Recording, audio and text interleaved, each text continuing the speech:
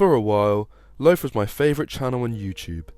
There's something so authentic and genuine about a YouTuber who is so outwardly transparent about his struggles with mental health and loneliness.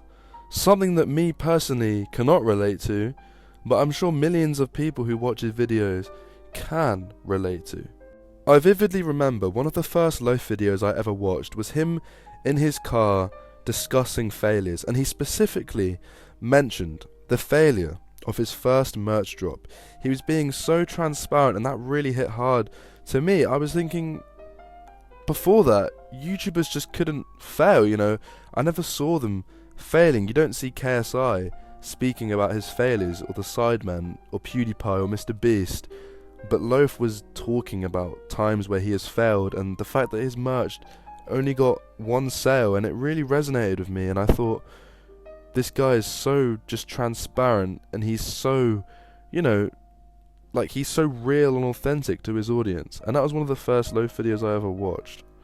All of this, along with Lofe's awkward, pessimistic, and funny attitude and unique style of video that wasn't really seen that much on YouTube at the time, made him my favourite YouTuber, and really made me fall in love with Lofe's channel.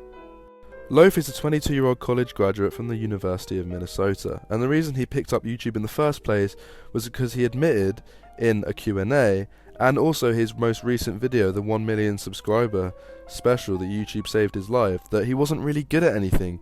He didn't really have any talents, and YouTube was his outlet of expressing creativity and having something to work on, because he didn't really have much going for him in his life.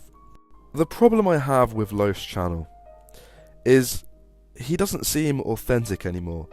This authentic image that he portrays is slowly fading away.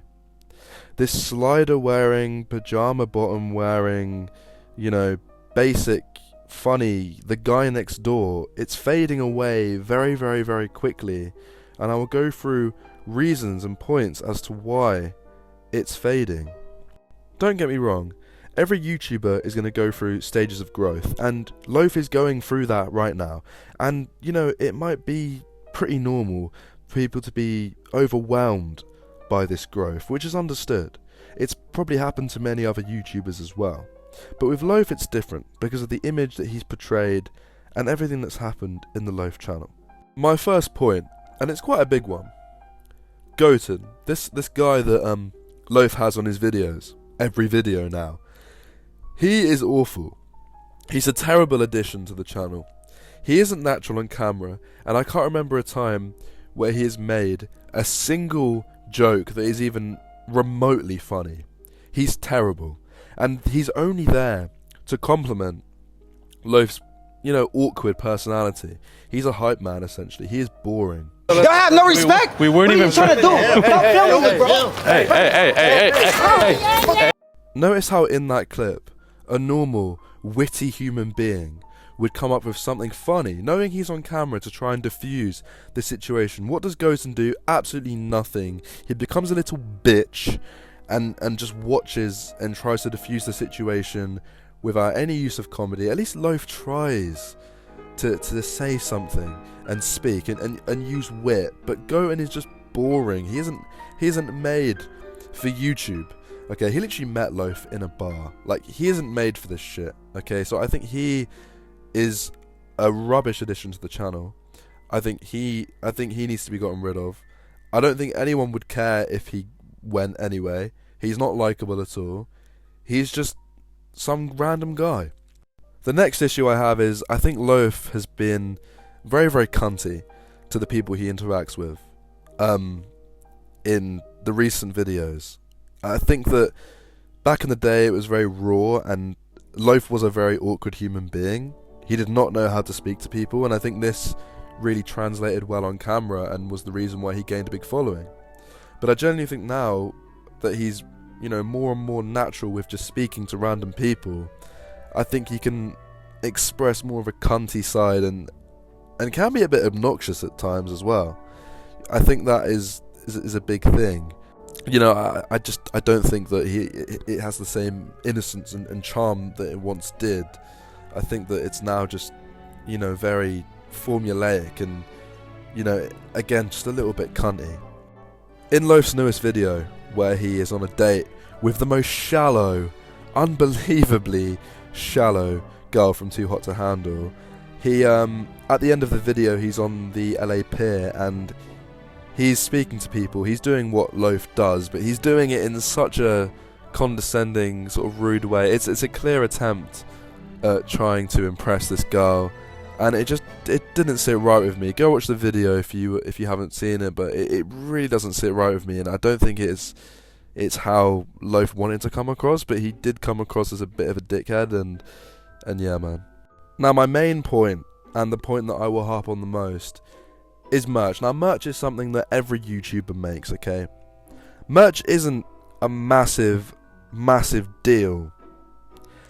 But the thing that made Logan and Jake Paul so inauthentic and so real, and the thing that made them almost just a mindless kids' entertainment show, was the fact that they built everything around the product, the merch.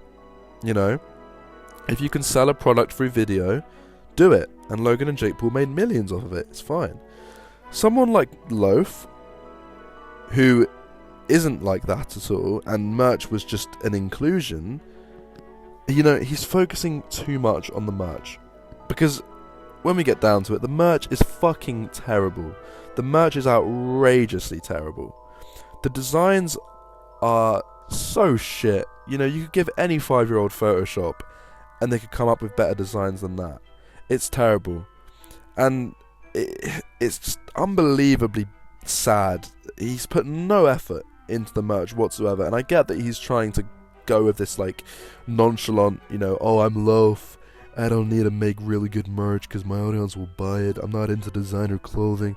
It's a load of bollocks. It's a load of shit, because no one is going to be paying £50 for a hoodie that looks like that.